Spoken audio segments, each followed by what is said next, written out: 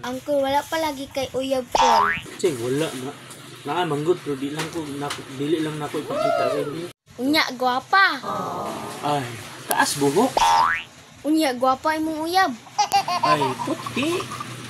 Gwapa siya. Ay, maestra. Pero gwapa imong uyab.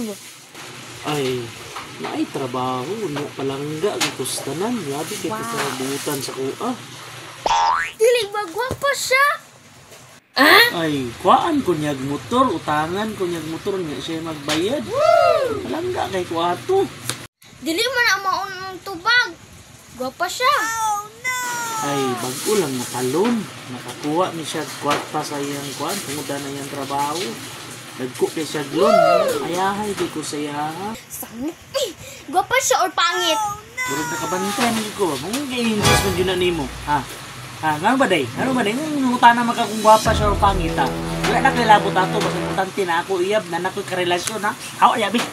Agay, pangit maging mo uyab. Oh, lame. Mga hugawan.